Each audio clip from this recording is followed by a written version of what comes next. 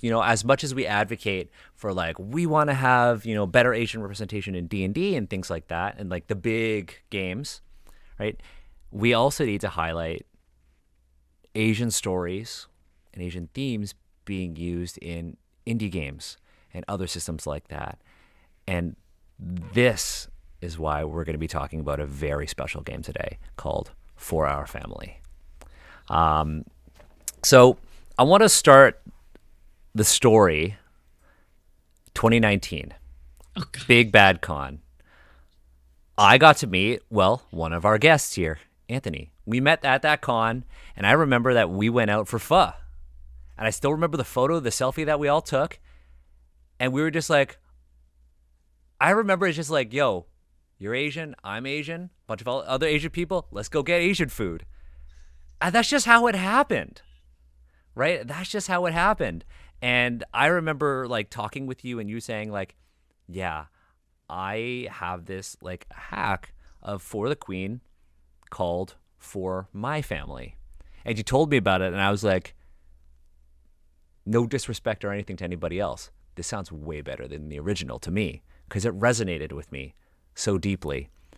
And I'm so glad that we get to have you back in, like, I get to have this conversation again with you, but on Asians Represent. And on top of that, we have another guest, Emma, who I asked very last minute to come onto this episode because of a conversation we were having that was very topical to what we're going to discuss today. And today's episode is just, it's all about culture, tradition, the diaspora, and the process of reconnecting and learning about our familiar roots into developing our own authentic individual cultural voice and how that relates to, TTRPG production. Now, I'm not the best at introducing people. The best person is obviously the guest. So, Anthony, who are you? Why are you here? Why are you awesome? Thanks, Daniel. Thanks, everyone. I'm Anthony Nomo.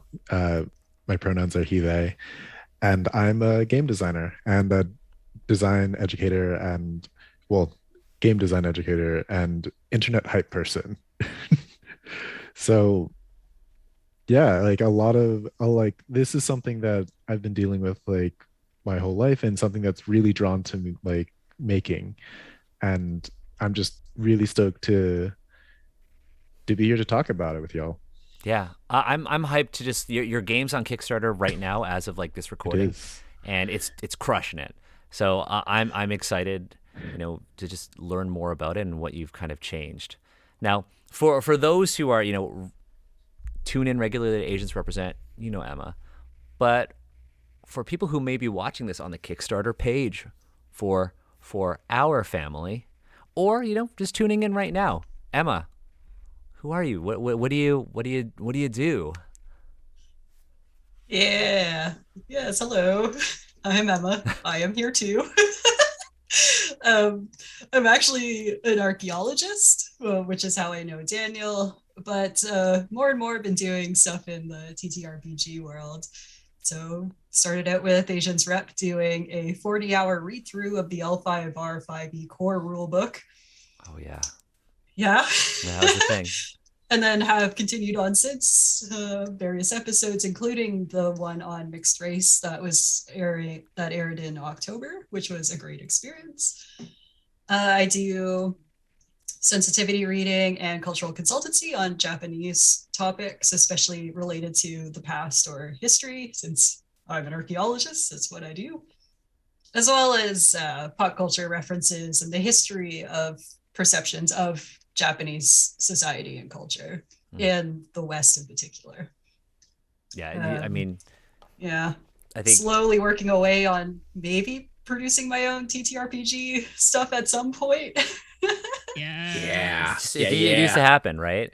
And I think Yeah, it, people will throw money at it. I think that's what's so we'll great see. about like the TTRPG sort of like community and this medium. It's very easy to put out your own work. And so that's exciting. I'm really hyped to have like you two on for this episode, and that Steve, Agatha, that we get to be back together again for the podcast. Now, before we dive into like what For Our Family is and like why it actually changed from For My Family, I want to start off with that incredible poem that you put on the Kickstarter page. This Thank you. poem, I was reading it today, and I was like, damn, you're going to make me cry.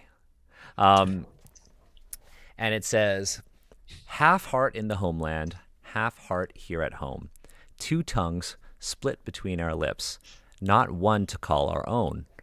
We've borne our birthplace's trials, all adversity and scorn. Despite all our sacrifice, our elders expect more. Our elders are now dying, leaving us, their heirs alone. Only we can inherit theirs, our legacy, our throne.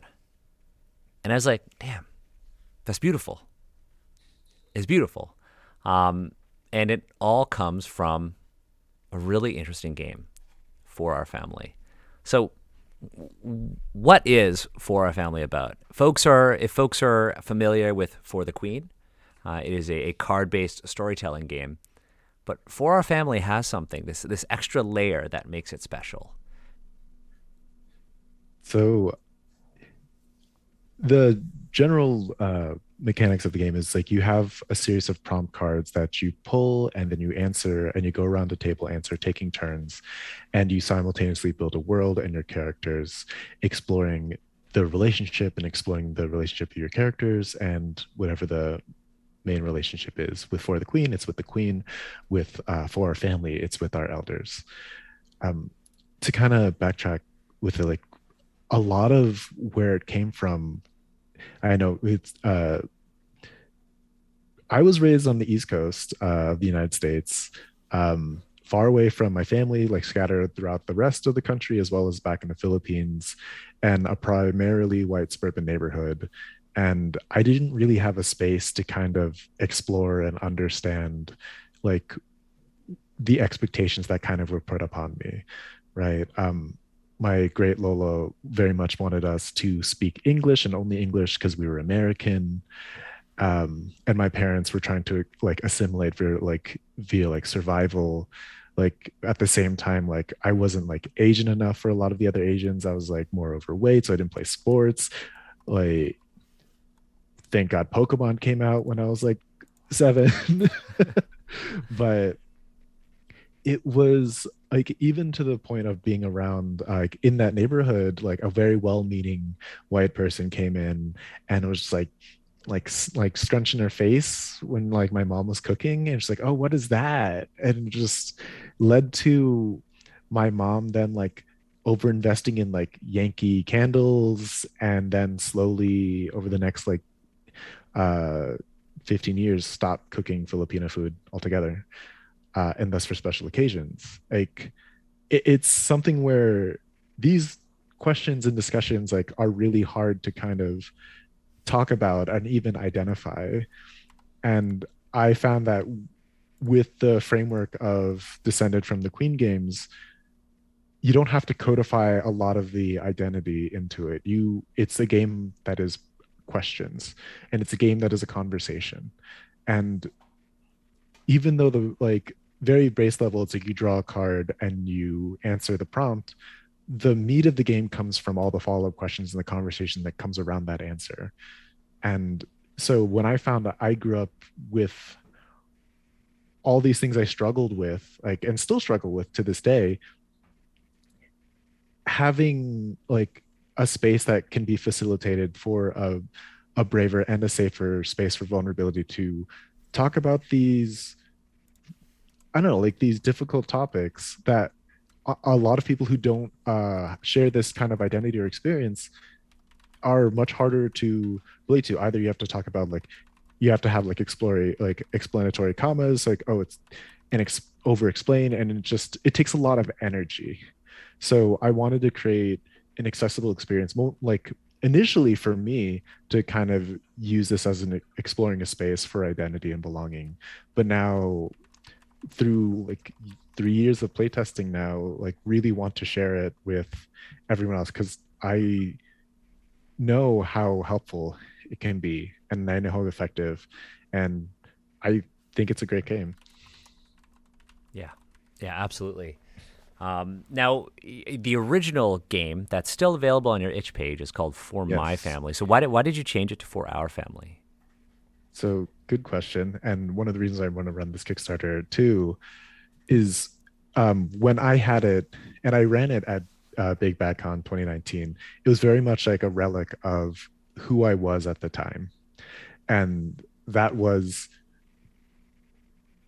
someone who had a lot, like going through a lot of pain, a lot of struggle, and was expressing it, and then using that as like an empathy exercise for it. That being said, it was very there was a lot of anger and resentment built into it, and especially even the title, like For My Family, I was taking my experience at the time, which felt very isolating, and kind of replicating that. So over the past 2 years, I found out I was diagnosed with PTSD and like through racial trauma. And that actually helped me a lot to find a path for healing and growth. And because of that, I've wanted to take this game like further. I wanted to bring joy into the game and joy into the experience, and not just make it a torture exercise of just people just getting triggered. um, and really bringing out like, what does liberation look like for myself? What does liberation look like for all of us in terms of how we see our identity, our belonging, and everything just kind of mixed together, making sure that it can be just a very tangible, very full experience. And adjusting the prompt cards, adjusting like the final questions, and the inclusion of art, the inclusion of roles. I can go into that later, but just really rounding out the experience of being able to explore it in a more engaging way, and thus making it a better game. So it's not just like punching in the face and always just saying like, oh, why would we ever want to be with our families because it sucks. It's because it's not a, in real life we're rarely ever going to be asked to like choose a side, but it's more of like, when we take our traditions, am I going to take the gender roles? Fuck no. Am I gonna like take the food? Hell yeah. So, but those are the choices. Those are the choices that we kind of make, and those are small, like small micro decisions that we have to then choose for ourselves, making our own like culture, because we are between these two worlds, and we that doesn't mean we're like straddled between them. We're just a new world, and what does that look like for each of us?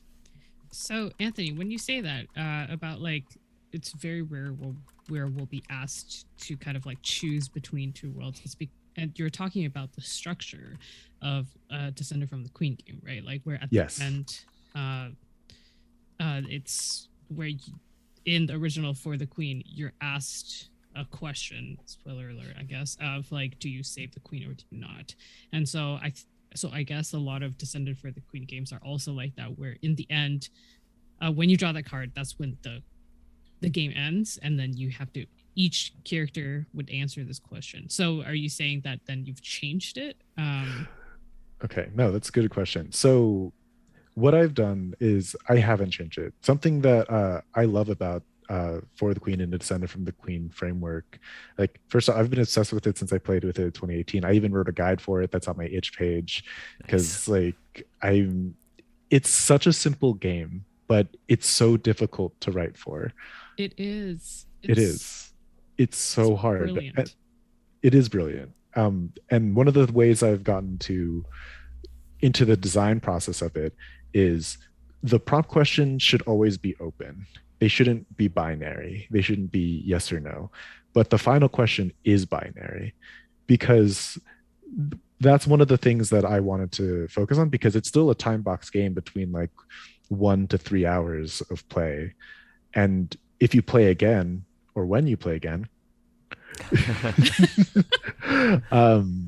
you get to the people change, the context change, the fiction changes, and your answer can change. And that's why I find the beauty of that binary question. And by changing those contexts, by changing the story and having those different groups, um, your answer might change, to be honest. Like when I first played For the Queen and for the like months I played after it, since the way I my relationship with the idea of love, especially like filial piety, was very like much an abusive power dynamic. So for me, even in the fiction, I was like, why would I never defend the queen? That makes no sense. The prompt is we love her. That's why we're here. If we didn't love her, why would we not defend her? And it took like 6 months. Like, and it sounds like very simple, sounds very silly, but like even in my head, like the relationship dynamics of understanding, like, oh, no, this person, like, you can still, first off, you can still love a person and they can still be terrible. And then you can draw boundaries. Like, that's something I learned, which was huge. Um, but it's still uh even in those instances, at least in this game, it's coming to a single decision, and the single decision is still just one that's kind of frozen in time in that context. So I like the idea of still having it be binary, but being able to explore it a lot more.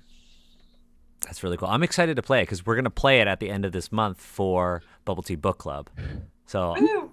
I'm so excited. I'm very excited to play it because it's just like what you when you were talking about like your family, that was like I was like, oh yeah, that's very similar to like my own experience, right?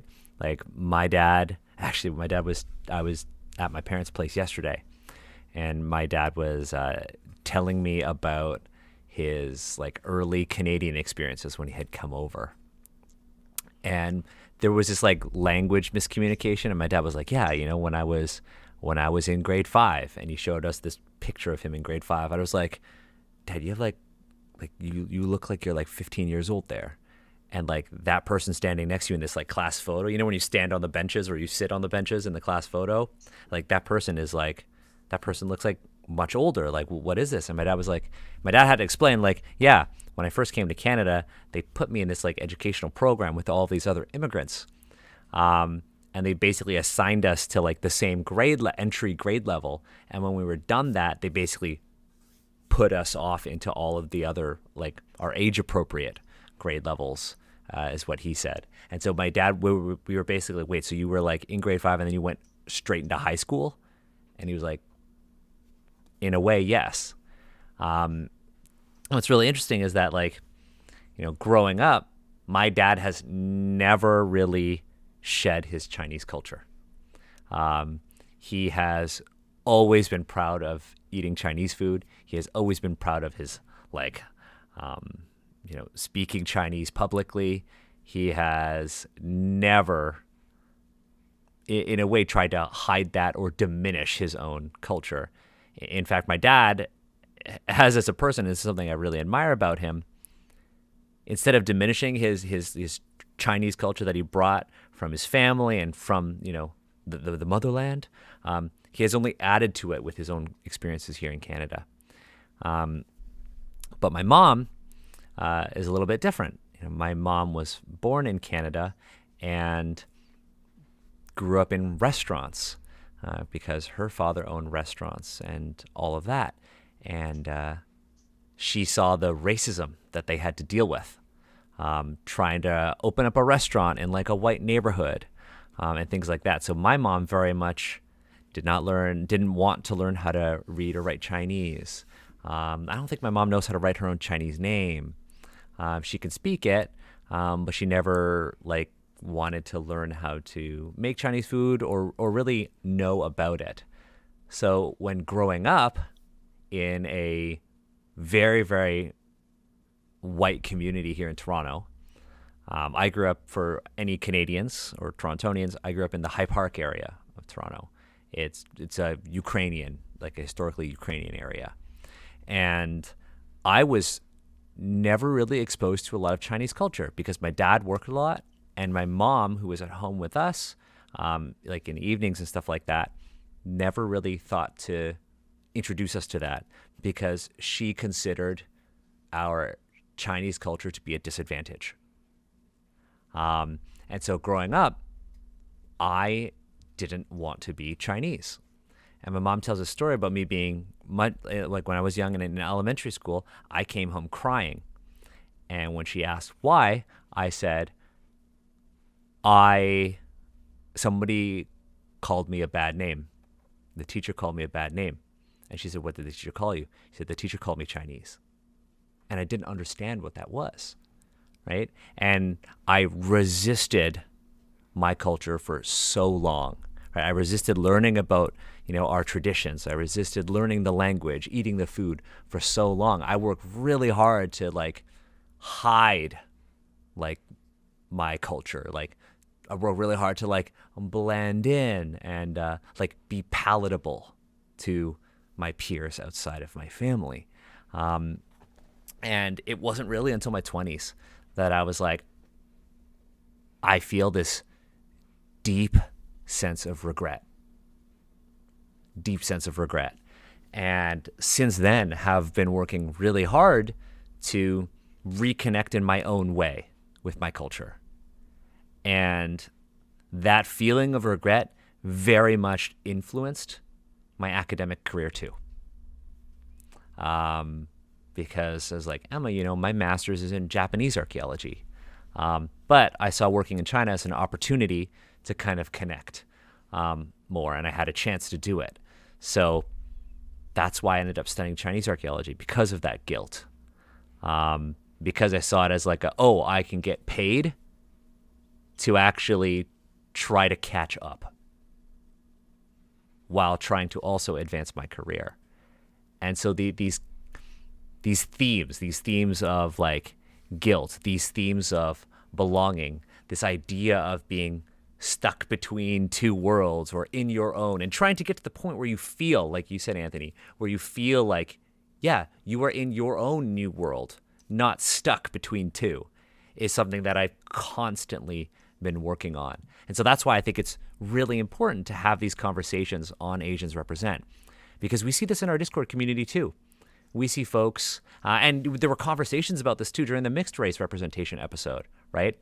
About I don't feel Asian enough to engage with Asians Represent stuff, or I don't feel Asian enough to post in the Discord, or applying for funding. There's opportunities, yeah. Exactly, like what Izza was talking about too, in the UK. And so this feeling of not belonging is something that, was talked about in great detail in the mixed race representation episode, but is something that's felt by, children of the diaspora as well, right? And there are many levels to this, and none of them are really comparable. In fact, they are all equal, and we should be trying to help each other out. So I'm really grateful that we can have this conversation and center it around a game for our family, right? And ground the conversation, and that this game actually exists to facilitate this vulnerability, like you said, right? To create a safe space for you to, explore what it means to have your own authentic self. So I'm super hyped about it. When I see folks like you, Steve, when you post your really fucking hilarious Duolingo things on Twitter, I love that, right? Because I think it's so cool that you are out there showing how you are trying to, in your own way, learn about your culture and learn Vietnamese. And Emma, you and I were literally talking yesterday, and we were like, hey, do you want to play Smite? And you're like, oh yeah, I'm just struggling with some learning how to put on traditional clothing. Do you want to talk about that? Because I thought that was just so interesting. The question about Smite came later. Okay, I'm getting the order mixed up then. It's do you want to be part of this episode? I'm funny you should ask. I'm over here sweating right now trying to tie an obi the right way for the first time. That's right. Because that's how it happened. I've never worn full formal kimono because, I grew up in rural Canada. Not a lot of Asian people, let alone anything else. And so there's never really an occasion where I felt like I could or should wear something so formal and so cultural until this month is my actual PhD graduation. this is my formal graduation, which we don't get to have a ceremony. It's all online. Like, I just get to watch my name scroll across a screen from a pre-recorded ceremony. But I saw this as a chance to, you know, not pay the $80 to rent a graduation gown and instead put similar money into buying myself a kimono and hakama, it's a type of formal skirt or pants, usually only for very formal occasions. That is also closely connected to education in Japan. So usually women tend to only wear hakama with their kimono when they graduate. So it's like, you know what? I'm gonna do this. It arrived, super exciting. What am I doing? How do I put this on? I know some of the basics of the other, like how a kimono sits around your neck and how you layer things, but I've never worn the longer sleeve version, which is more formal, and I've never properly tied an obi. I've only done yukata with the smaller waistband. So it's like, yeah. First of all, it's like, Daniel, I'm busy right now. Second of all, yeah, I definitely have some experiences here, and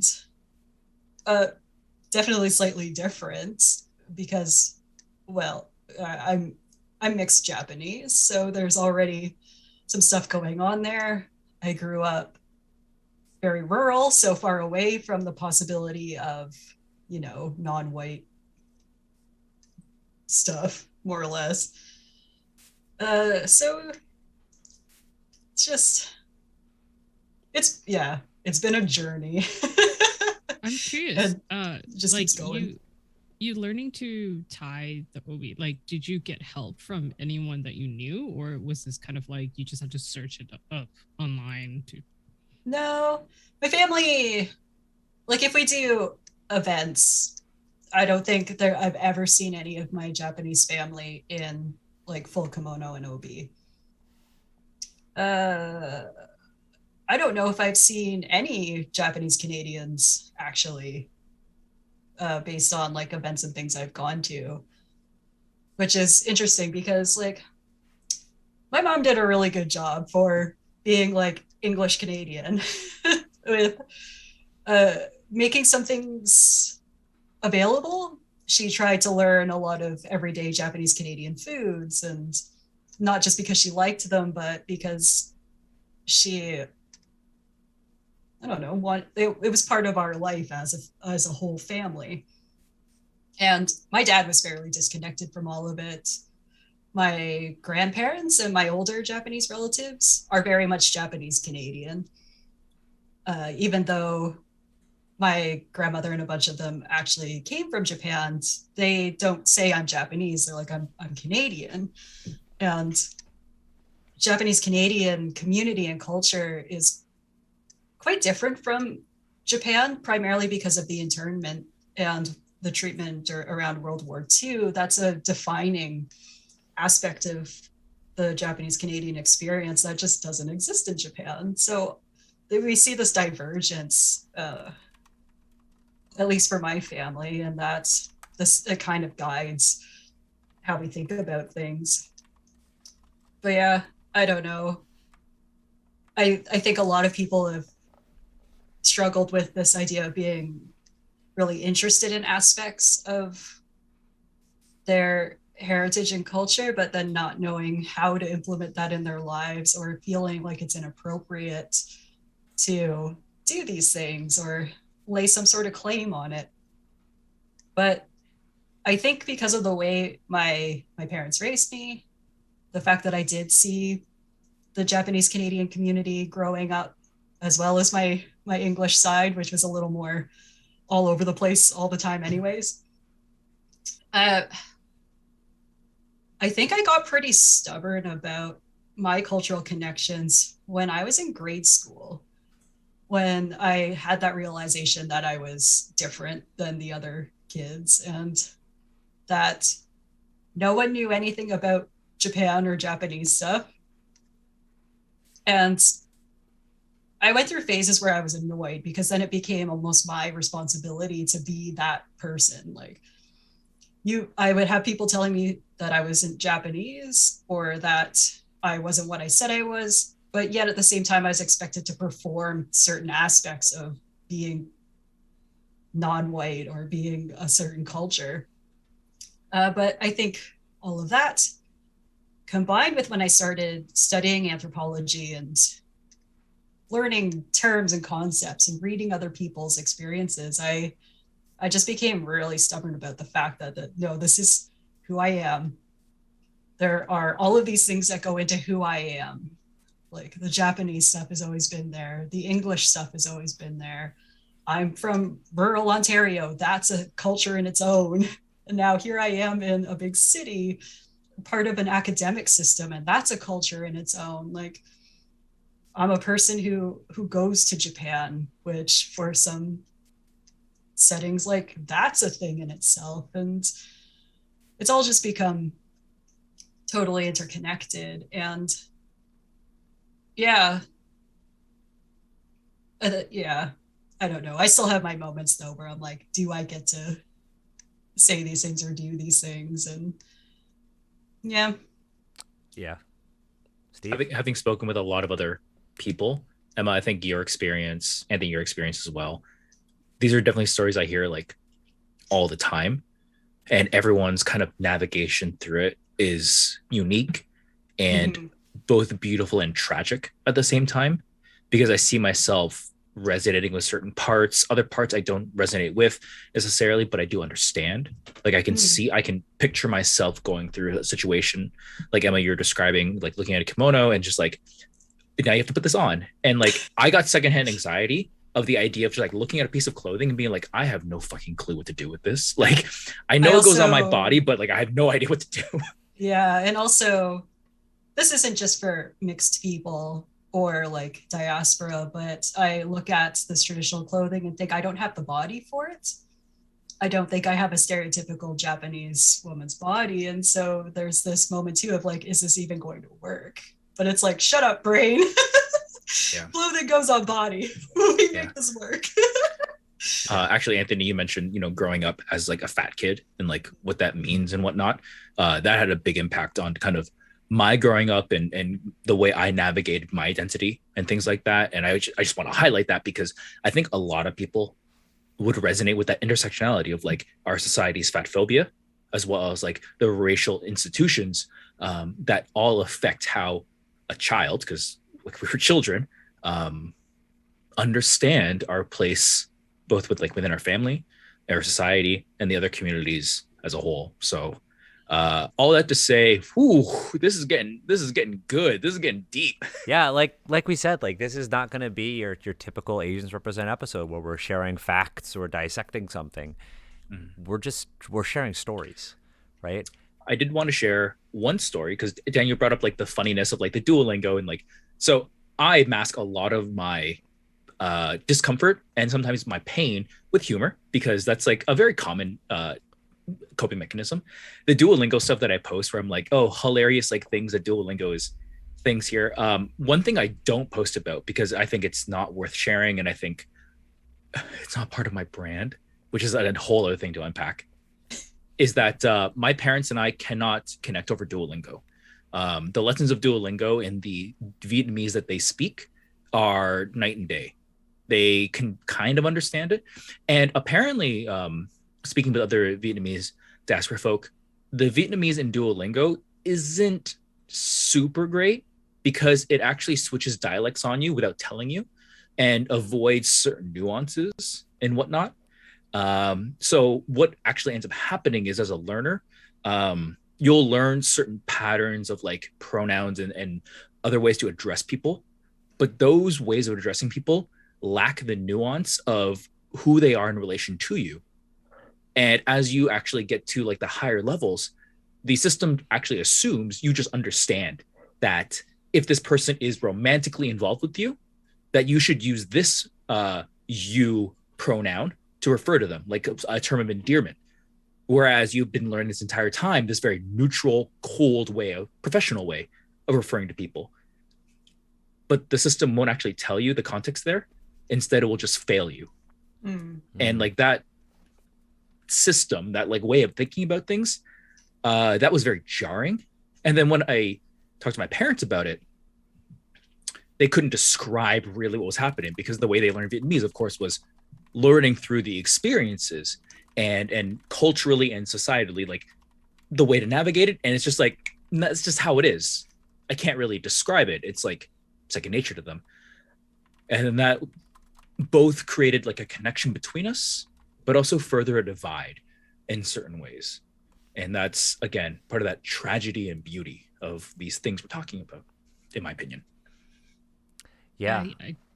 I feel like this definitely touches on a thing that is about like language learning tools and like things like Duolingo and how the way that they're marketed and the way that they actually are and the way that people are using them. It's not all of these things are connected, and I feel like language learning will never really happen with an app, at least not in the way that I've tried to do it. But it is, I feel like it's both really nice that there's something so accessible now that I just have to download this app and then now I can have access to this something where before I would probably have to go and like borrow books or like buy like a course like what is it, the Rosetta Stone courses. Oh my Oh my goodness. God. Those. Yeah. So Yeah. expensive and Yeah. not that great. Nope. Just gonna say. Yeah, Like, here's a picture of a man. Can you say man? I'm like, go away. Go away. I mean, even still with like Duolingo and like Duolingo Japanese. What? Like, there's no apparent structure to how you're like. There's no grammar. It's just like, what? It's one of those things where I know too much at this point to really get any use out of it. But I'm sure like it would have developed a lot of bad habits in me, because like my Japanese side, they would speak like a blend of Japanese English. I think is really common for like Japanese North American people. It's like a little bit of Japanese dabbled in with English and whatever. But my grandma kind of refused, even when I started learning, to use it with me, because she's like, it'll teach you bad habits and then they'll make fun of you in Japan. I'm like, listen, Grandma, they're going to make fun of me for my face, not for my language skills. Yeah. That being made fun reminds me- of was just, Anthony, go ahead. Sorry. I know it reminds me just like something I learned about like Tagalog, which is like first off, the national language of the Philippines is Filipino because there are so many dialects and not just highlighting the single one, which I think is awesome. But Tagalog, through the history, you can tell like love, air, like the earth, that's all like native Tagalog. Car, trash, building, that's all Spanish. And then once the US came and colonized, it's like Coca-Cola. There's no word for soda, it's Coca-Cola. Mm-hmm. And like that stuff. So it's like it's wild to kind of just even navigate in the history of just like language in its own.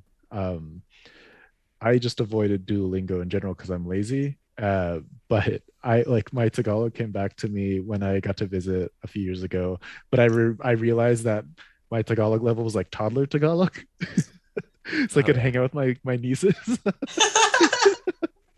I think for language learners, that's a fairly common experience. Like, yeah, I have a grade schooler level in Japanese. So when I'm there, I'm like, hello, yes. Hello, yes. Yeah. I would like food now. I do Feed. feel like there's also something about the way that whenever I interact with my relatives, when I'm back in Taiwan, that has to do with my language level, where I feel much younger,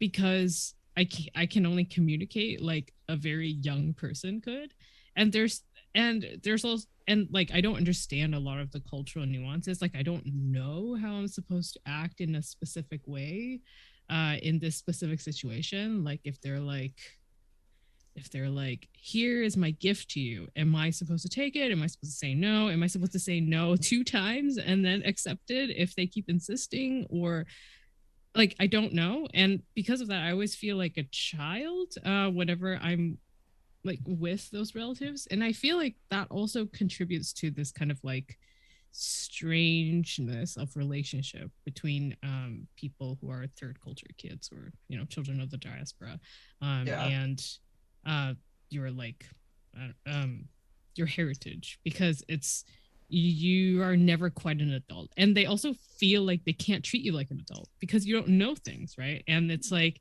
and it just goes both ways. And then because you're treated like a child, then you're kind of like it's like it's a cycle that I've discovered more and more throughout the years as I get older, and I'm not actually a child anymore. Because when I was a child, then that's normal, but now that I'm an adult, it's like, is this how it's supposed to be, or is this because I don't get things and I will never get them? Yeah. Yeah, but I think this is actually really interesting hearing about everyone's stories, because of course everyone's stories are so different. And I also feel like I don't know if I would count as a first generation immigrant or second, because I came here with my mom. Well, at first it was with my parents, but then my dad went back to Taiwan to keep working because we couldn't find a job in post 9/11 America. So he went back, and then my mom was the one who was raising my sister and I here. And but so I started integrating into the system here when I was in grade 4, here as in North America. And so yeah, I had like a full year where I didn't understand anything. I don't know what I was doing in school, to be honest, because like there was no one else that even looked East Asian in my grade when I was there. And so obviously you can't expect anyone to speak what I would understand either. So I don't know what I was doing. It was all a blur. And I think it was grade 4 and 5. I was in New Jersey, and then we then moved to BC, where actually for immigration that time, because we couldn't get a green card in the States. So I feel like that is obviously a very formative time for me, because that was 1.5 generation. I guess that's what I am. It's a thing, but also totally legit to say you're mixed gen.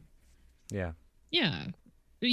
People who immigrated in or before their teens. That makes a lot of sense, because I think immigrating before and after your teens makes such a huge difference in terms of your identity. Because for me, my identity is mostly in being Canadian. But I think I have a lot of friends who immigrated after, whose identity is mostly in wherever they're from initially. But I remember the whole thing about accents and learning how to fit in was like essential to survival, just in general as a child. But also like I was so it's really about like trying to learn English and then also speak English the exact same way that people did around me. I remember so many times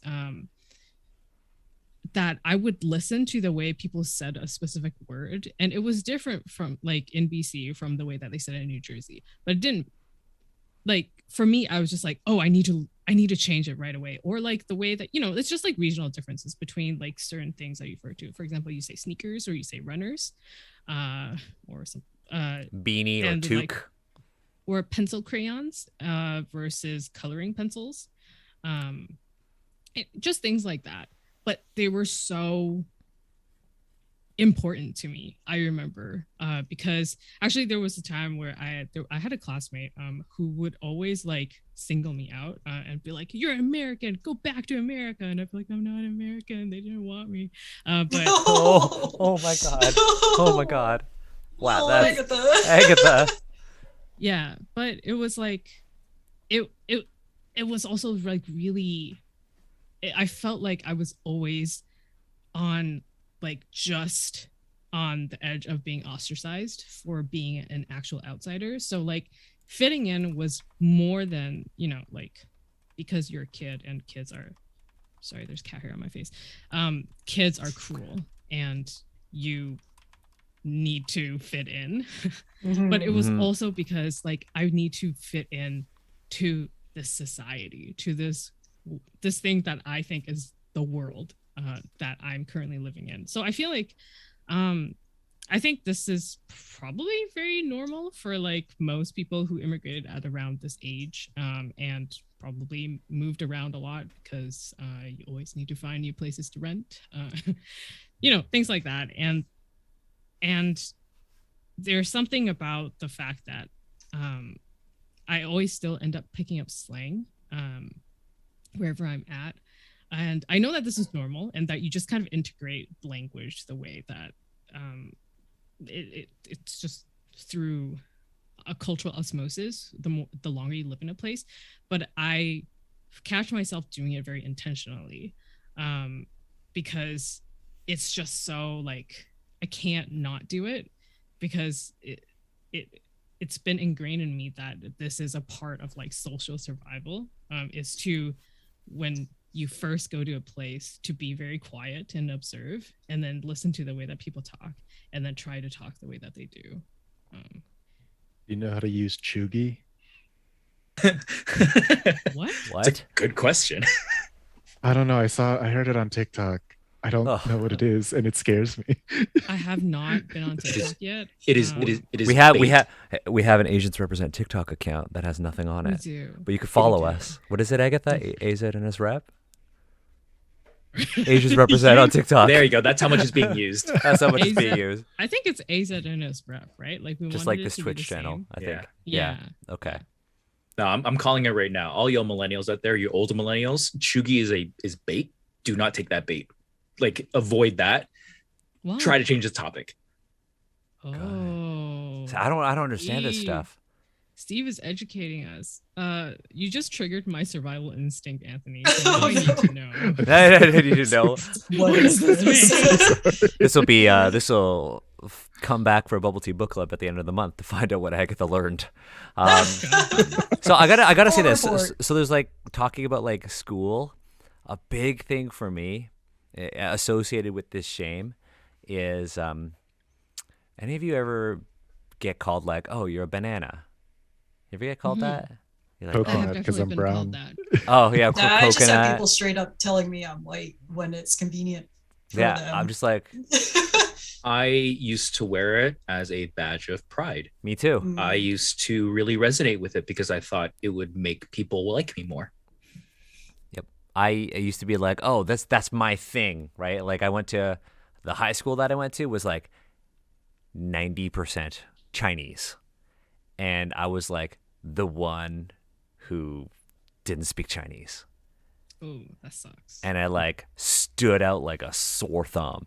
And so like I was the banana, and it was like my identity there. It was like, yes, right, because I have assimilated better than everyone else. I mean, yeah, what do you do with that? Because it's either you embrace it and double down, or like just take a beating. or exactly. Like I was like, Kids are cruel. Kids are the kids are worst. the worst, right? And you know what? I thought they captured it really well in the Fresh Off the Boat TV show, right? It's like, Yeah. oh, you're eating worms. That whole thing with like noodles and stuff. It's like, oh, I gotta go get white people lunch now, right? Oh, White yeah. people eat pasta. That shit's whack as right. hell. I definitely had like a period of time where, oh my gosh, this is like Yeah. this is really sad. But like my dad used to make me lunch when we were still living in New Jersey for those 2 precious years where I learned my non-accented English, as I was often complimented for. Yeah. And he used to make me all these sandwiches, and then I would always throw them out in the trash at school because they had, I think it was like they had like eggs in them or something, and they would just smell very strongly in a way that I was like, I cannot take this risk. And then at one point I was like, Dad, maybe we can. And like it was a very like, oh, like my friends like to eat this. I didn't have friends. It was a lie. And then we kind of, and then my dad was like, oh, okay. And then like changed it. And then that's when I actually started eating lunch at school. Yeah. No. Yeah. So the cruelty that I wanted to share, I feel like I don't want to focus on cruelty, but maybe like the story that I think might resonate with some folks here is the idea of like I wanted my parents made me sandwiches, like white bread sandwiches, mayonnaise, ham, cheese, and a pickle on the side. Like it doesn't really get much whiter than that. Yeah. I Um, never got that. I still got a lot of kids telling me my food smelled bad. They'd be like, "Oh, like what are you eating?" And I'm like, "I'm literally eating the exact same thing you are." They must smell the exact same, but you know, they would still find a reason to try That's to true. build that divide. I couldn't win. Like there was no Yeah. way of winning it.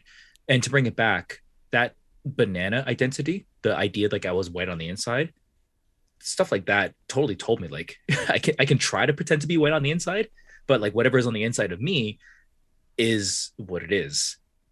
And for me, and I spoke about this in the Vietnamese episode, I had to find like a new identity. And I chose, much to a lot of harm to me and to others, I chose violence as a younger child and young adult.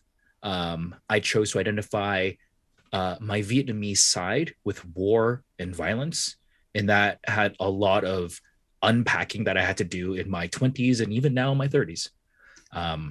So that was my specific like navigation through that. Yeah. And like speaking of navigation, I want to make sure that we, um, kind of bring this back to kind of our central sort of focal point in its Yeah. games. Sorry about It's sharing actually my no. sad This is actually a stories. good thing. Talking about food, like one of the ways I Yeah. started very intentionally questioning my identity of like what is Filipino and what's not, because often being told what is Asian, or just told like I'm not Asian enough or I'm too Asian, regardless of what I was doing, you could be doing the same thing and be told both things. Um, was I was in Austin, I met this Filipino dude who owned his own vegan Filipino food truck. And immediately I'm like, nah, fuck that. But like, I had the question, like, why? Right? I started later. I started really thinking about it. It's like, especially that man's hustling, and it was doing great. I don't remember the name of the food truck, but it was something where I'm just like, and I asked a lot of my friends and family about this, like, is vegan Filipino food Filipino? Everyone's universally like, no. And I'm like, why? And nobody had a good answer, or like, or any answer of that matter. And it just really got me thinking about what are the things that we take with us from our traditional identity, and why is it? Because our parents, or our, like Agatha yourself, it's like assimilation is like real hard for survival. And it wasn't until my like mid to late 20s where I realized like how heavily white supremacy is embedded in assimilation and how necessary it is for that survival, where I'm like, no, I want to thrive, I want to be more than this, because as much as I'm surviving, I'm still hurting in so many ways. And all of these coping mechanisms, like, that shit bubbles up and you got to deal with it. And especially when you're with your friends or your loved ones or your partner, you can't work your shit out on other people. Like, yes, you're hurt, but, and hurt people, but you got to break the cycle. And it's like, I can't cite anything, but like, knowing that trauma is like embedded in our DNA and can be passed down. So having to intentionally question, why do we, and unpack, why do we think all the things that we're thinking? So a lot of the initial questions for our family, like, besides me first trying to just like copy and paste for the queen, and then just like just change some words around, to some of the questions I was actually dealing with, very much like, when did you know your life wasn't your own? Like, because Damn. there's a moment where your family, like, or my parents at the very least, and I don't, it's not uncommon that a lot of immigrants, like not even just the Asian diaspora, come to a Western country for better opportunity, for better education, because that Western country probably fucked up their country. Like, so we going there, and immediately there's this pressure to perform, to provide, and you are that hope. And the struggle with that is, in order to survive and then succeed in that environment, you can't. And since they're very much embrace this like white supremacist ideology, it's hard to hold your own culture at the same time because they're diametrically opposed. And that's like there's this internal strife that we deal with. And it's hard to, as we talked about, it's like it's hard to kind of discuss it, and it's hard to, even especially with like non-marginalized folks, talking about our general experiences just makes everyone sad, and it's hard to just talk Yeah. about it because you just like bum everyone out. One of the one of the things so I didn't have Asian friends like even until like 4 years moving into San Francisco. So like that was wild for me. And that's like hella Asians. Like first time I went onto a Muni bus, I was the only Asian like on that bus not playing Candy Crush. And everyone was just playing Candy Crush, all ages. I was like, what's happening? Where am I? But I started having an Asian community, and like Big Bad Con 2019 was the first time there were like, because I had gone like twice before, and that was the first time I was like, holy shit, there's so many people like me, and we're all making jokes. Remember when we And played A is for Average? oh my god, exactly. That was like the best experience of that was that I will say straight up, I will say that is one of the best experiences I've ever had at a gaming convention. Yeah, honestly, that was like one of the most joyous times I've had in my life at that time. That's when I first like my first sparking of joy, like Marie Kondo style sparking of joy, because like I didn't have to like put on a persona. I didn't have to explain myself. We all could go, oh shit, that like whack ass thing that happened to us as a kid, that happened to me too. Ah, we're all laughing about, like we could laugh about and really empathize about like all the weird like parental shit or traumatic shit that we had without like it being just tragic or just being like very introspective. And there's a lot of community that can is found in that, because like going back to the question of what from for my family to for our family, it's very much like we are not alone in this, and you are not alone in this. It will feel like that, absolutely. And like I got into gaming in 2013, and it wasn't until 2019 that I felt like really at ease and myself and with people that I didn't have to perform for, and I didn't have to, like even other Asians. I don't want to explain D&D, though. Like my cousins like got me into it like offshoot, but it's it's something where I wanted this game to be a tool to deliberately explore those questions and be able to do it in a very accessible way. And one of the challenges I had with For My Family as well is that it was very much personal, and it was very hard to play off type. Thus, one of the things I wanted to get through was everyone wanted to play it and not play it again or share it with their like white partners or white friends. And the difference between For Our Family and For the Queen and a lot of the other Descended from the Queen games is Descended from For the Queen is a game of exploring an abusive relationship, especially with that power dynamic. The nice thing is we're not, most of us aren't serving a queen directly, so we can have that detachment, and having that detachment gives us that space for a different perspective. With For My Family and For Our Family, we have lived these. The first time I play tested this with one of my best friends, my editor in for Our Family, Christine De La Rosa, and my partner, uh, I triggered myself. I fucking wrote the questions. um, it's something where one of my goals was to still keep the heart of that intentionality, that heart of the game of exploring the identity, but having those options for detachment in a more fictional space, in a more fantastical space.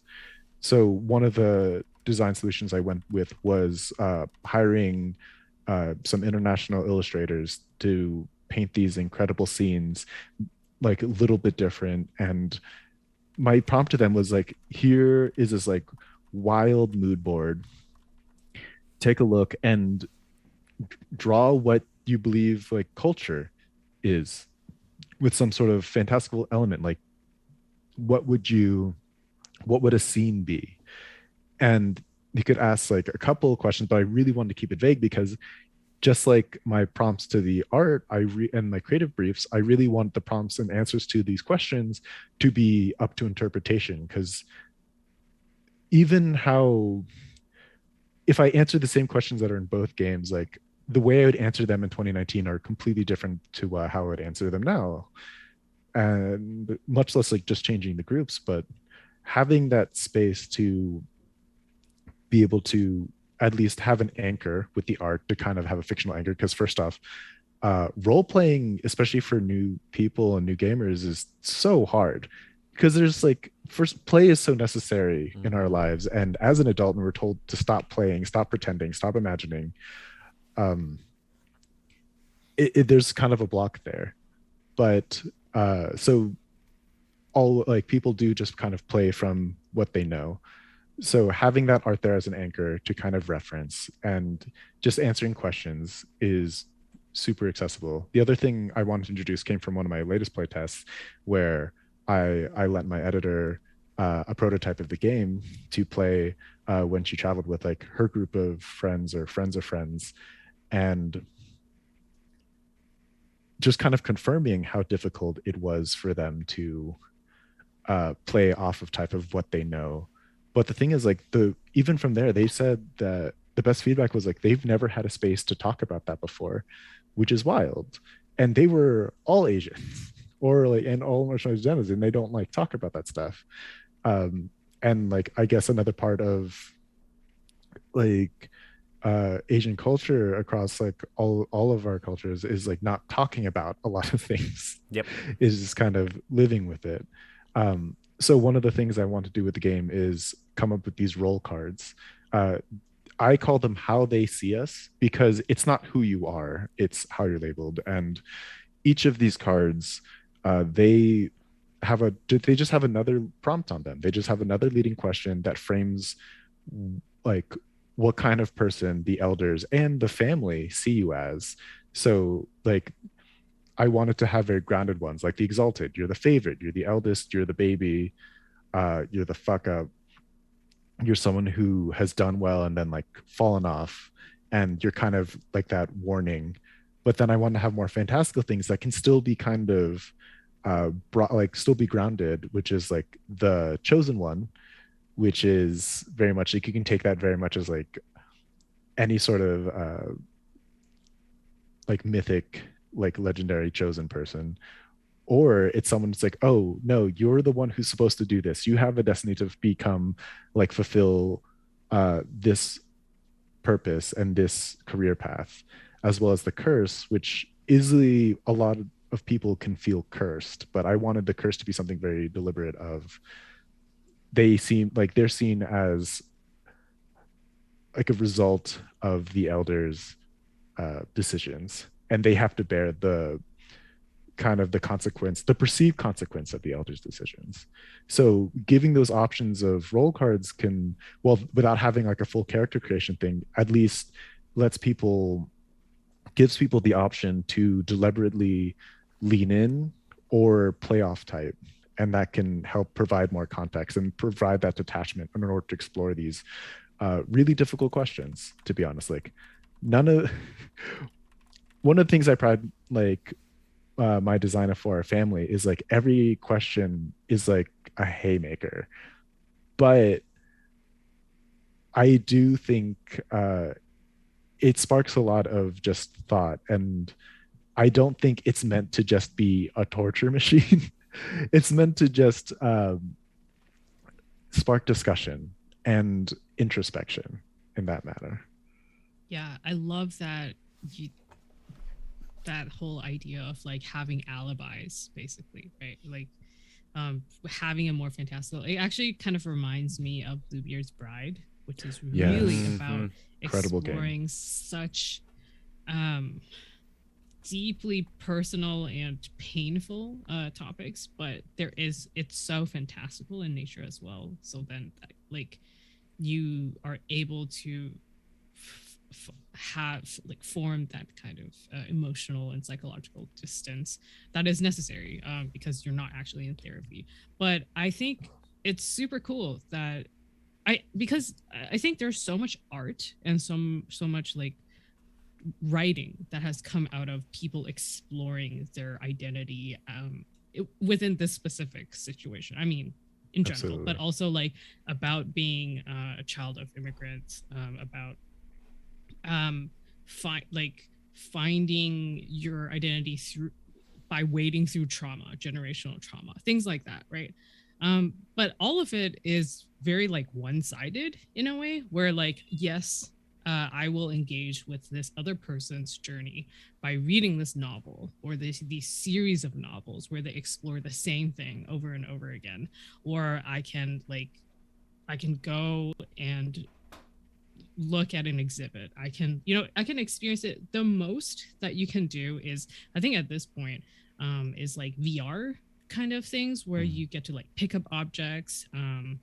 There was actually one VR exhibit that I went to that I thought was pretty cool, where it was like you just go through the belongings of someone who has passed away during the height of like the AIDS pandemic. That was kind of like there's like a story to it, and then you just like interact with the objects and then you read them, and it's like that is how you explore that life and that experience. But I think nothing can be as interactive as a game, especially a role-playing game that people play with each other, not a video game, but a game. So like, and I feel like this is the kind of thing, and I love that you have this now as like for our family, because this is now becoming, instead of like you said, like a very isolating and like my own journey, it's now something like a chunk of the journey that can be shared with other people.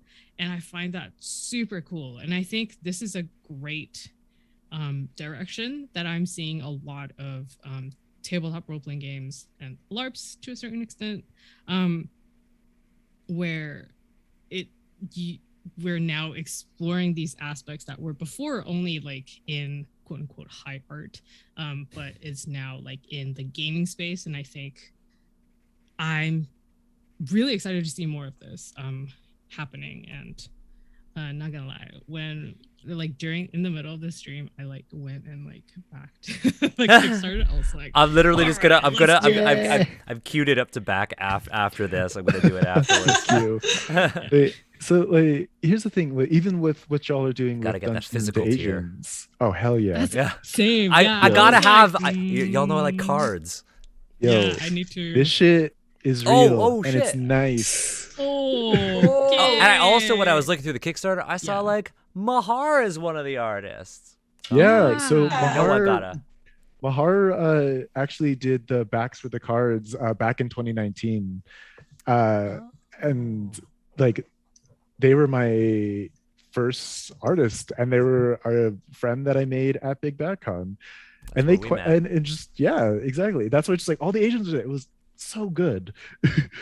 Yeah. But yeah, no, like Mahar is an artist, two amazing artists who live out of the Philippines, and more to come. And you know what? I'll be real. If this is exciting to you and you're an illustrator, reach out to me, because I'm more than happy to commission you. And if this funds, which if you support, it'll fund. Oh, it'll fund. This will fund. Yeah, you'll get paid your rate. Nice. So yeah, it's something which is like, what y'all doing here, Dungeons to Asians, it's just role playing, and in general has been and is such a good platform for exploration, like gender expression, gender identity, for empowerment, especially for like women non-binary. Just like, Yeah. I can like, just the fact that you can choose a barbarian and no one can tell you no, which is like was a wild thing from my like mask facing privilege.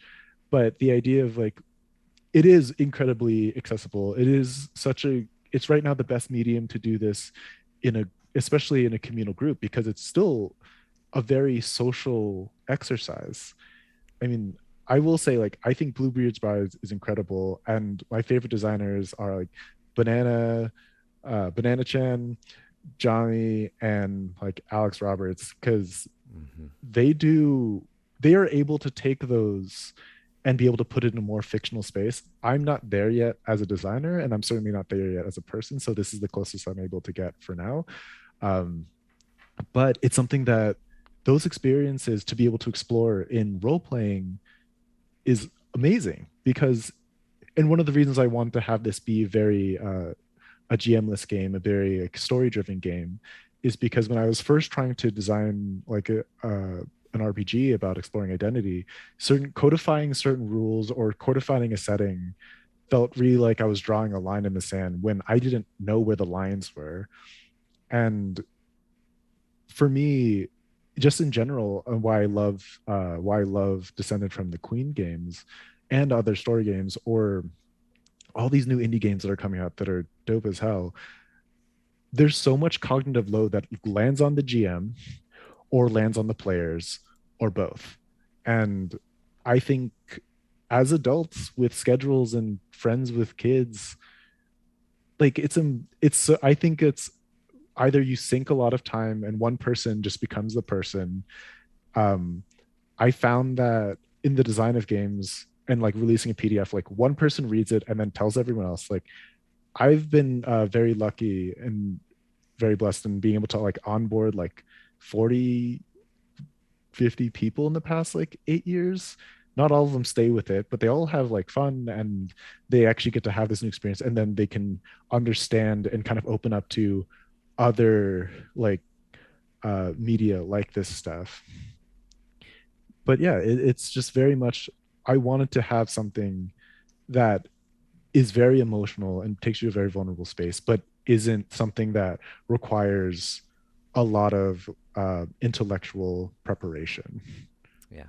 So one of the things that I kind of wanted to do is we are running out of time, but we had a couple questions from our patrons that I wanted to make sure that we addressed. First one, actually, I want to end with the first one. Actually, this question is from Kat in our Discord, who said, "I'm going to cut out some of this because, okay." Do you find that feelings of legacy and the weight of cultural/familial expectations are a frequent component of the diasporic experience? How do you explain the differences to someone who is not part of a diasporic community and equates the experience with something like feeling homesick? That's a deep question. That's a good question. It's a really good question. And this is for yeah. everyone. This is for everyone, not just Anthony. No, this is it's for everyone cool. here. Sorry, I didn't mean to just speak for. No, that's okay. No, go. I'll say like just like talking about how like, this is a very common experience for immigrants and children of immigrants in general. Like this game very much more mirrors the Asian immigrant experience, but my flex story that I use is at Big Bad Con 2019. I had this elderly white couple come in named Pete and Dee, and they were super sweet, and they could really relate to their Latvian like immigrant friend. I just know Latvia is a country and it's out like in Eastern Europe, but like knowing that like it messed them up for a while. Like they talked about it to other people at Big Bad Con. I later found out that was Pete Atkinson and his wife, Dee, from a picture that Mahar was in. And I was like, what the fuck? First, like, he just came up, shook my hand, and said his name was Pete. I hate that shit. Yeah. No, it was really nice. They're super, super nice. But there's just something where I'm like, in terms of being able to explain it, I find, first off, it is not your responsibility to educate anyone and in that space, because the amount of emotional energy that it will take you to do that, just be kind to yourself, know that first. And because regardless of your explanation, they still might not understand. In order to understand, will be shilling my own stuff, but this game opens up that conversation for, especially like, to be honest, like westernized like white people, to understand the identity and the struggle and the questions that we go through without just going, oh, we're feeling homesick. I live here. I don't feel homesick. Yeah. Yeah, I'll also like throw in, because like tying into the game is like, the answer to this question is very much an individual answer, right? Like, Yeah. what does it feel like to be a part of the diaspora, right? For me, it's like it's a multitude of things. Like on one end, I constantly feel like I am a fraud. That's on one end, right? And I think that's in part due to like the fact that like I have some internet notoriety, and that people look to Asians represent, and like the stuff that we do. And Daniel, so for ruiner of D&D. Daniel ruins things once a year. Daniel gets white people mad about tabletop games. But really, it's like for me, the feeling of being part of the diaspora is a feeling, both a sense of, as an adult now who is now kind of reconnecting, feeling this sense of responsibility to learn in my own way about my culture, right? And B, the feeling of also being a fraud, and how that feeling of being a fraud is intrinsically connected to this feeling of responsibility that I have given myself, and the feeling that I'm constantly not Asian enough, or I'm not learning enough. And you can see how they're tied into one another. So it's a really complex thing, and it's very much going to be, an individual feeling of like, yeah, how would you describe your diasporic experience? And for me, it's one of reckoning with guilt, this idea of feeling like a fraud, and working, and my, using that as sort of a springboard for my own journey of reconnection through my own, in my own way, right? For me, it's not about creating fantastical experiences that evoke these feelings. For me, it's about taking what I've learned and overtly putting it in front of somebody for an experience in a game. So that's why when I wrote the Book of Inner Alchemy, it is overtly Chinese, because I am sick of hiding that part of me. So I am putting it out there explicitly for people. All of my design work, I am very upfront with the fact that it is inspired by my culture and what I've learned about my culture. So people reconnect with their culture and express that reconnection and that journey very, very differently. So that's going to be my answer to Kat's question. Let me say It's one also- thing. Oh, sorry. I'll say one thing. One thing that's universally part of a diaspora culture is actually just talking about it, Yes. about Yeah. our experiences. That is actually now developed in part of our culture, which is wild and some like meta shit to think about. Sorry, Emma, what were you going to say? Absolutely. No, I was going to say, Daniel, you keep saying reconnecting, which is totally valid, but I think we should also emphasize that saying connecting in the first place is also equally valid.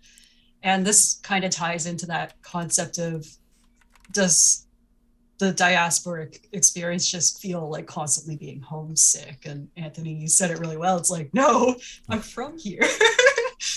And so the last course I taught, I know I've talked about this on other streams, was actually in the history department at University of Toronto in what was called the Diaspora and Transnational Studies. So there are entire programs around this now. And one of the big themes that I really liked talking about with East Asian pop culture, that researchers, the media, and the general public all kind of have this perception that people of color can just, quote unquote, go home. And that home is always someplace else. And you get that a lot with Asian, but I'm going to say people of color in general. There's this idea that if you're diaspora, that means there's another place that you can go back to that you'd be better understood, feel more comfortable. If you don't like how you're treated here, just go there. And I think, yeah, that idea that an element of being transnational or diasporic means a sense of homesickness, like is really connected to that larger thought process of that, well, we're just longing for something else. It's like everyone's longing for something else, but that doesn't mean our sense of home is disconnected from where we already are, you know? Yeah. And like for my experience, I've noticed a generational difference. So for the Japanese Canadians, my grandmother in particular, she doesn't deny that she's Japanese. She would, like Agatha, be like a 1.5, that she came when she was quite young, but she was from Japan. My grandfather was born here, but was actually like had less English and was in some ways more Japanese. And they both were interred and persecuted for being Japanese. And so their identity became that they were Canadian. And they became very adamant about that. We are Canadian, first and foremost. And part of that was like the let's not talk about what happened, whatever, we're Canadians. This is our home. Whereas for me, a little bit more distance, I'm really connecting to, well, I'm mixed Japanese, and being Japanese is part of my Canadianness. And I started emphasizing different things. And my dad's somewhere in between, where he is like looks and is fully Japanese Canadian, but kind of avoided a lot of the stuff so that he could fit in better, or never really thought about it. And my grandparents didn't pressure him. He told me that he opted to join a bowling club instead of doing Japanese language lessons, partly because if you go bowling, you get ice cream. And if you go to school, you just get more school. Yeah. Valid as there fuck. was no Holy incentive shit. to learn. Yeah, there was no incentive, and instead he could have fun and just be a normal kid instead of being that Japanese kid. So for every part and section of my family on the Japanese side, it's a little bit different. Yeah. So I think that where are we now? And like one last point, me and my sister were both mixed Japanese, equal amounts, but I don't think it's just because I look more Asian than she does, but in general, I've always gotten more of the comments and the public stuff and people asking me questions, and I get a lot more of, I'm going to say, like the racism as well as the complicated aspects of being visibly mixed than she does. And we recently talked in our 30s about our perspectives and views of our family and being mixed are incredibly different, despite being only 2 years apart, growing up very close and being really loving and close. And we talk a lot like we're close siblings. It's really interesting in that, yeah, you would think your sibling would be the one you're going through something like this with very closely, and yet it's very different. Yeah, my brother and I, very, very different. Yeah. Very different. Steve, Agatha, did you want to say anything about this question? I think homesickness is a very interesting part of diaspora. I definitely experience homesickness. Like I want to go back to my parents' place and like eat their food and like drink their beer and things like that. Like that's part of my experience. I totally get that. But I think diaspora, specifically for me and my little sister, like we go home, we talk to our parents, we like have like really, really great food. And then we play this kind of like weird kind of game where we connect, but also realize how far apart we really are. And the way I kind of like visualize it, because I'm a very visual person in my brain, is that we're always kind of like reaching out to like grasp on to areas that we can like get a grip on.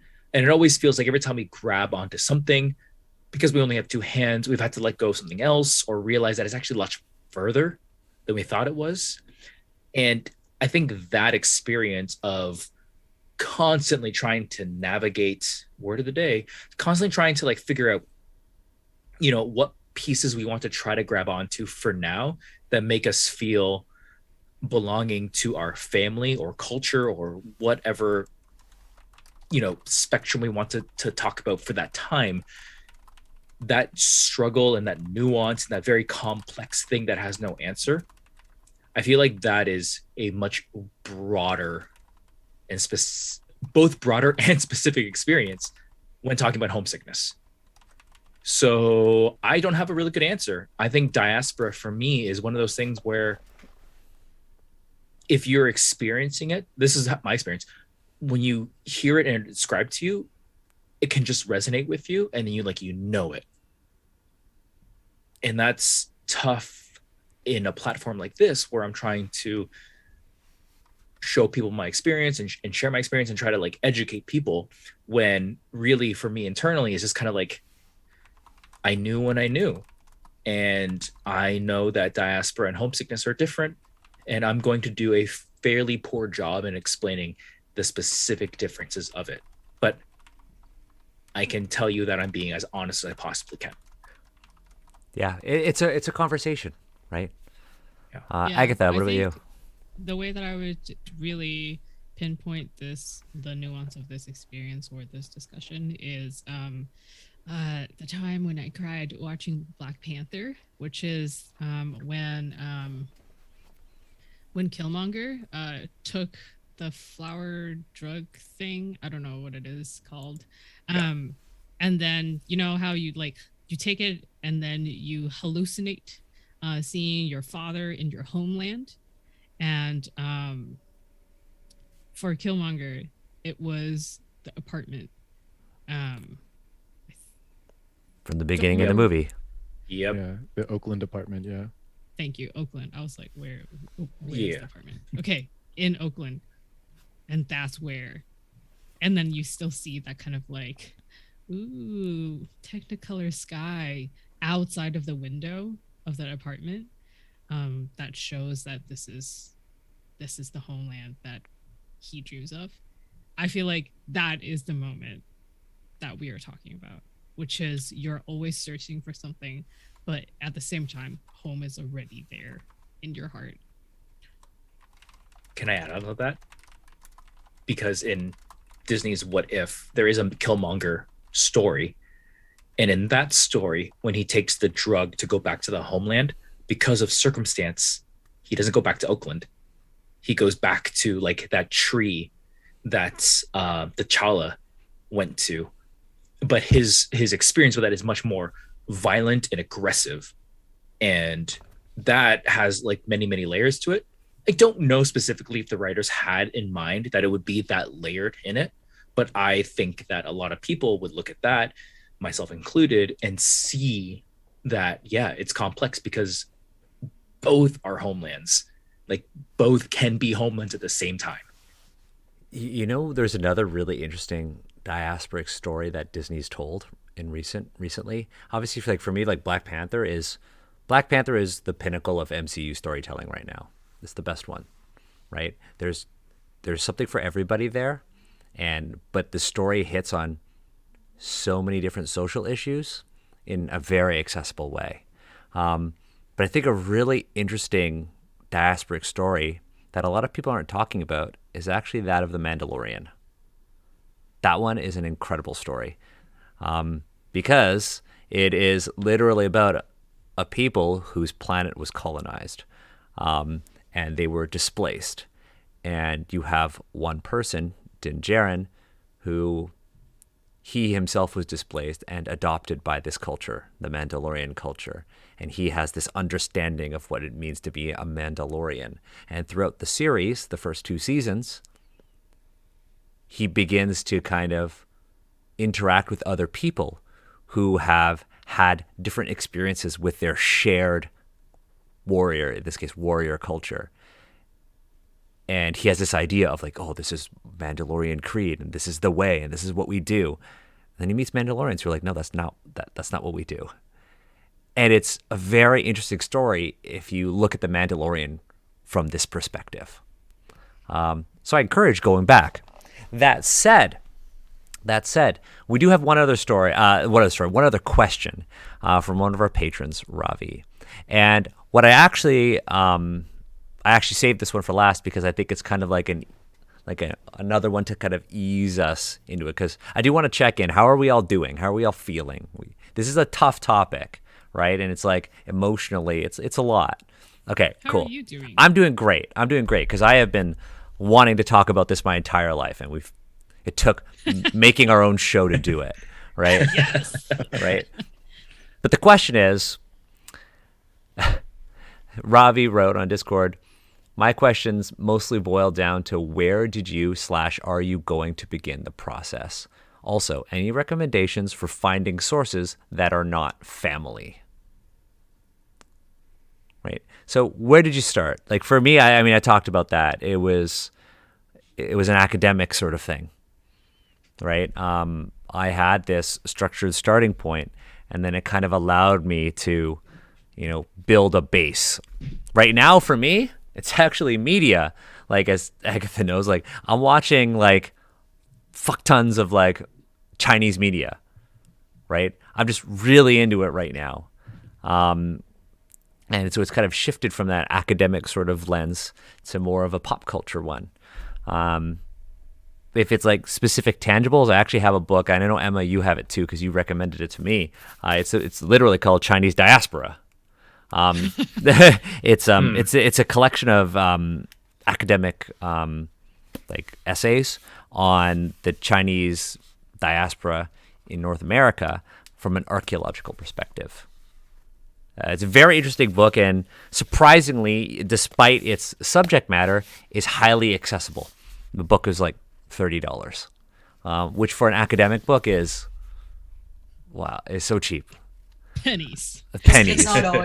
It's not always $30. Just watch those. Sometimes It'll the publisher fluctuate. Puts it on sale. Yeah. Yeah, it'll I think fluctuate. it's usually $150. So don't Yeah, buy it right away. yeah, don't buy it right away. Buy it when it's on sale. Know that both Emma and I got it for around 30 Canadian dollars, which is like Canadian dollars, right?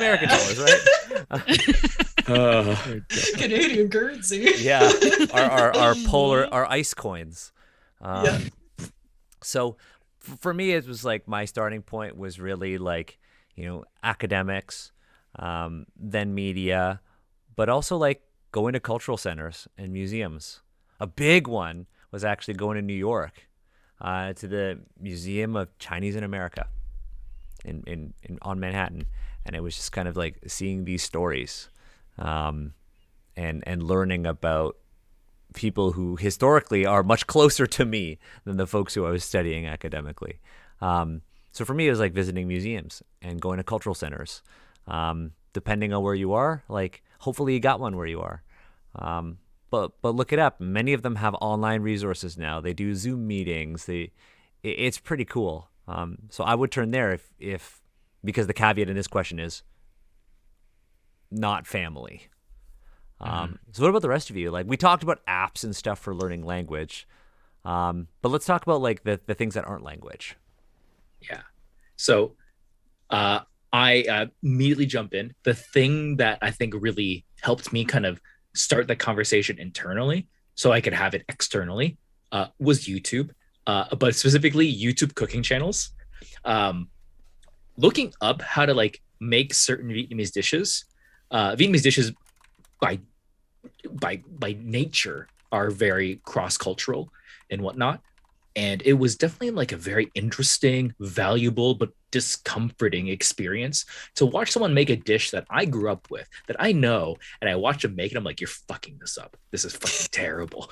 But then, you pause because like that's a very human knee-jerk reaction. You pause and you're like, wait a minute, maybe it's not wrong.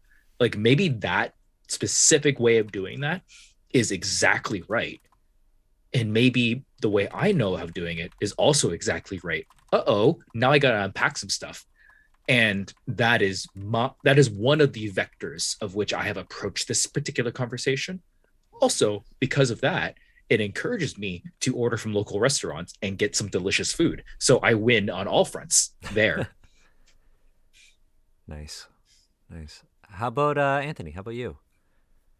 So yeah, Mine start was also with food. Just like that was the first time I found out I was different from everyone else because our food smelled differently. And then the first time I started like investigating it was when I was figuring out like the vegan Filipino food, because even access of what if you have like heart disease and you can't eat a lot of red meat? Does that make you not Filipino anymore? And that's tragic and that's not true. So that was kind of my start of just like figuring out like just personally in terms of like resources. PBS has it's a free app. They have a 4-part series called Asian Americans. Fantastic, watch it. Specifically to Filipinos. Gina Rosero, the Playboy trans model, she is releasing a 4-part series called Caretakers about Filipino nurses. And you can actually listen to NPR's Code Switch podcast, and they have something about Filipino caretakers and nurses and how they are actually the front lines and the frontline casualties of COVID. And that's not talked about a lot either. If you watch any sort of Anthony Bourdain stuff, especially what's it called, Parts Unknown, when he goes to Manila and he talks about overseas Filipino workers, like the biggest export of the Philippines is people.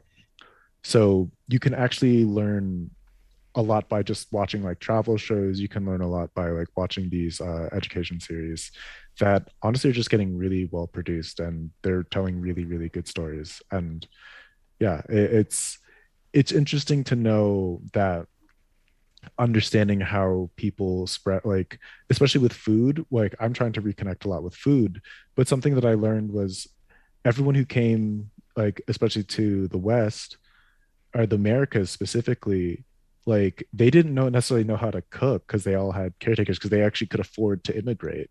So they all traced it back to this one Filipino cookbook called Galing Galing, and like it's rad as hell. Get it? And but it does have just like it does have stuff like the Great British Bake Off. It's like make a cake. Sometimes that's the line, but I love it. You're Yeah. gonna have to, Instruction one: make a cake. yeah, you're gonna but, have to like, send me like a link on this cookbook, okay, so yeah, then I could it's share it with our with the absolutely, with absolutely, everyone. and it's something where like as Daniel's been saying, as all of us been saying, it's like it's very individual about how we kind of explore it. And I found since I didn't have a lot of familial connection, like proximity wise, food has always been my home base of making me feel at home and feeling like uh, just not having to be anything else and I can just exist, just be. It's hard to explain, especially if you don't have like mental illness or you're not like from like any sort of diaspora. Existing is, and you know what, actually no, everyone knows this because we've all go through a global panorama, is existence is really hard. Yeah. And just learning to be is a really big thing. So like exploring these topics, especially like any sort of these like resources that you have, like learning, I think they just talked about how I forgot his last name, but Larry uh worked with Cesar Chavez with the Delano grape strike, like, but he wasn't as like camera worthy and newsworthy because he was a little rough around the edges, so he's been like excluded from that. He was Filipino. There's a lot of history and how integrated it is with American history, especially in the past like 60 years, because America, like there are books that and some of them are actually titled like the hidden America, like hidden empire, like of America and all that other stuff. So yeah, just check those docu-series out, like and eat some food, do the thing. Yeah, heck yeah. Emma? uh, yeah. So I think it's a little difficult for me to pinpoint a specific moment and that I started looking into things. I will say though that I I understand family not being a resource because while my Japanese side is fully on board with being Japanese Canadian and unapologetic about it, they don't really talk about the past. And my grandfather died relatively when I was young and when he was relatively young. And my grandmother is the type of person who, for just because of the person she is, couldn't care less about what came before. She's just concerned about what's happening now, which, respect, but also, grandma, what happened in our family history? Like, where are you from? What are my great grandparents' names? And she's just like, oh, I'm like, no, I don't know. I don't That's know. why I'm asking. But I've always been interested in history. Like, I'm an archaeologist. That's not by chance. Like, I've always sort of been obsessed with the past, and I find it very interesting. So early on, even in grade school, I would do, if I had a class project, I would do it on Japanese Canadian history or an element of Japanese culture. Like, I went out of my way and did research even as a child, looking through, basic library resources and summaries. And I'm still kind of doing that, but I think I've leveled up a little. And it was in university that, like I said, I started getting some words to think with. But I also had access now to resources of like history and cultures and translations of Japanese publications and things written by other like diaspora people that really made a big difference. But I will say, when I was a kid, I felt connected because I started learning some crafts. I taught myself how to do origami. I became obsessed with it. You can't see it in the frame, but I have a massive wreath that I made of flowers. And then a little bit later, when I moved out on my own, I really wanted to make the Japanese food that I had at family events. So that became a process of me having to learn how to make that for myself, where to get the products, how to make it taste like my aunt makes, And then I think it really took off also when I found out that I could find people's stories and accounts of being mixed race in general. And that helped a lot with my personal understanding and connection, and allowed me to piece together multiple elements of my family history, as well as my understanding of the places that my family comes from. And it's an ongoing thing. And I think a lot of people were expecting that my actually going to Japan would have made a huge difference. And like, it's been a cool experience. It's a huge part of who I am. But it didn't really help that much in terms of my actual like close family. Because like I said, my family history and that massive part of my identity is in Canada. I'm not Japanese in that sense. I didn't expect to be seen as or accepted as Japanese when I went there. So it's definitely cool. I don't know where my grandparents or my families really came from there. I have no access to records because in Japan, if anyone is Japanese descent and wanting to look into things, if you want your family records from Japan, you need to know a living relative and their most recent address within the last 5 years, because only people that close and living there can actually go to essentially City Hall and request their family records. And these will go back until like the early centuries, but unless you have someone there now, it's being stored somewhere, but the chances of getting access to it are really low. So that's super frustrating. Damn. Now we're running out of time. Agatha and Steve, do you have anything in terms of like any tips for where folks can start? Yeah, I will. Or continue their process. Yeah, go ahead. I'll hit with a very short recommendation, which is going along with what everyone has said already. Think about what you find personal connection with the most when it comes to your family. For some people, for a lot of people, it's food, right? Like it's Anthony has mentioned it, Steve has mentioned it.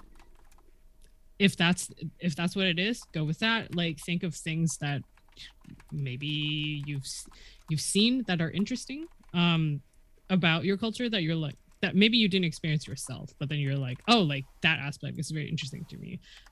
For example, like for me, I've been learning about Hanfu, so like Chinese clothing, like older times Chinese clothing. It's got nothing to do with me directly, but I find that fascinating, and so learning more about that is helping me connect. So I think it's going to vary from person to person, but I think it's a good idea to think back to your, like, actually look inside yourself first, and then like what aspects of your life or your family life do you find that connects you in a way, or it's like when you think of like, oh, like my culture, what is the thing that you think of? Like most of the time it's food, but sometimes it's also something else. For some people it's stories, like stories that your grandparents tell. I don't know, all of my grandparents have passed away, so I'm just assuming that that's a thing, and things like that. And I think starting from something that you feel personally connected to and then going on that journey is much better than thinking about it like, oh, there's so many different resources, like, and feeling overwhelmed and then trying to go about it academically. That can always come after, but you need that personal connection first, and that will also feel less alienating for you when you're going on that journey. Yeah, for sure. Okay, Steve. I think. Oh, sorry. Whatever No, you go ahead. find Go ahead. like interest in, like if you love dancing, you love singing, like there's probably like something that goes back, and there's a reason for that. So check it out. I think one thing that we haven't talked about that I will highlight as a personal anecdote is faith and religion. I grew up very much like rejecting religion, very much resonating with like being atheist and things like that, only to realize later in life that trying to understand it actually brought me a lot of joy. And by many of like people outside looking in, maybe I'm not the best Buddhist, but I feel really good about where I am right now, and like the things I've absorbed and the way I incorporate those ideas in my life bring me a lot of value and make me feel a little bit closer to other people in my family who are also they resonate with spirituality and viewing life in that way. So thumbs up to that. Nice. Yeah. And you know who also deserves a big thumbs up? Our Segue. patrons. Our patrons. Shout out to our amazing patrons who support Asians Represent. Without you, this would not be possible. I believe that there is a Marla on the way. Just confirming. Squeak. I think Marla is coming. Marla's on the way. Actually, I wanted to show you folks something. She's always so excited. Just always like so excited. bounding up. It's like, yeah. You know what now's I the time. got? Look at this. It's a bottle gourd. That's amazing. That's glorious. It's like a dried out bottle gourd that my grandma grew. And I was like, in preparation for this episode, I was like, because my dad goes to my grandparents to help them out and take care of them, and I was like, Dad, I know grandma's got a lot of these kicking around. Can you grab one for me? And my grandparents are just so jazzed that I'm even into this.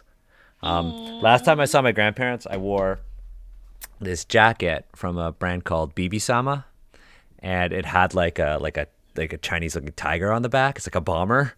And my grandpa saw it and he was like, whoa. And that's the first time my grandparents have ever acknowledged a piece of clothing that I have worn. Dope. But I really appreciate you patrons. Let me just make room for Marla. Marla also really appreciates you.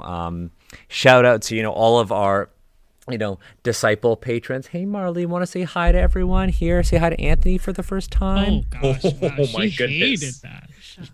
It's okay, Marla. Poor baby. Oh. Marla, everyone at Asians Represent loves you just as much as you love kibble. But shout out to our amazing patrons. Shout out to our guardians. Oh, our guardians, Brooke Bright, Pixel Grotto, Jeremy, and Daisy May, and of course our most honorable patrons, the most honorable Ryan the Wizard Hall, Metalweave Games. Congrats to Metalweave Games and Sonia for the really successful Baby Bestiary Calendar 2022. And Valorous Games, Liana, we have our Caritour stream is back tomorrow, or if you're watching on YouTube, it will be on our YouTube channel in 2 days. And then Dungeon Glitch / Matt and the most honorable ×2 Epic Impulse. you folks are awesome. You make this happen. We are so grateful for your support. That said, Anthony, Emma, as Marla, ow, God. Okay, bye, Marla. Marla, say bye to everyone. Okay. She's like, I I hate this. hate you. Okay, Aw, bye, baby. Marla. We love you. Thanks. She's just like, ah. I'm gonna pee. I'm gonna pee on everybody. Anthony and Emma, where can people find you folks on the internet so they can learn more? They can connect with you. Anthony, where can people find you on the internet? What have you got going on? Yeah, follow me on Twitter and my itch page at PnoyXP, PNOYXP. And from the probably link in the show notes and from my Twitter, you'll just see me just shouting about my For Family Kickstarter.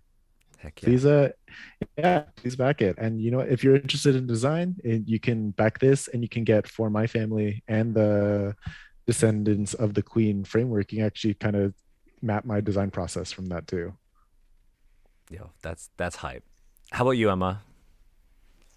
Yeah. Well, I'm on Twitter as at Starchiologist. I am an archaeologist who studies starch. I never meant for that name to be said out loud. That is a problem with typing things out sometimes. But yeah, I post random stuff on there at random intervals, and I'll also be on the Carator stream happening tomorrow or whenever you watch the video. And I guess I can just add one little thing that Twitter might be a bit of a garbage fire, but it's also a good place to start looking for people with similar stories to you and backgrounds. So filter liberally, but you can find cool people there. So, a little resource. Heck yeah. That said, thank you so much, Anthony and Emma, for joining us. I know this was like a really, really heavy conversation, but I think a necessary one. And I'm excited that there are games like For Our Family that structure that conversation and give people space to be vulnerable with each other and introspective at the same time. Super It's hyped. less heavy when you're not alone. Damn. Absolutely. Damn, Emma. That said, thank you so much, everyone, for tuning into this episode of Asians Represent. Y'all are awesome. Marla may not show it, but she loves you. And we'll see all of you later. Bye.